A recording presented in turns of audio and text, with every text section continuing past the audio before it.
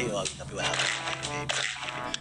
හොඳට බලන්න මට නිකන් හිතනවා ලංකාවේ අධ්‍යාපනය ඉවර කරපු ගමන් අපිට එන චැලෙන්ජ් එක මම කවුද කියන එක අයිඩෙන්ටිෆයි කරගන්න එක.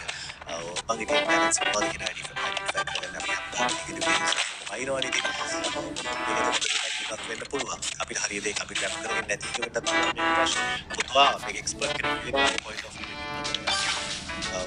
කොහොමද අපි අපේ වැඩේ පටන් ගන්න ඉස්සෙල්ලා හරිය එක පටන් ගන්න ඉස්සෙල්ලා කොහොමද තමන් කවුද කියන එක අයිඩෙන්ටිෆයි කරගන්න කියන දැනින් පටන් ගත්තොත් හොඳයි කියලා. හරි. ස්තුති කතා බහට මට ආරාධනා කළා. කාලෝචිත මාතෘකාව මේ අවුරුදු 20කට කලින් මමත් රැකියාවක් පටන් ගන්නවා.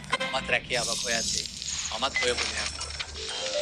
අවුරුදු 20ක් ගිහිල්ලා තාමත් අපිට මේ හමු වෙන බහුතරයක් අපේ සහෝදර සහෝදරියන් දුවදරුවන් සවස් වෙන අපේ ලංකාවේ උදවිය මේ ප්‍රශ්නේ හැමතිස්සෙම අහනවා. මම කොහෙන්ද පටන්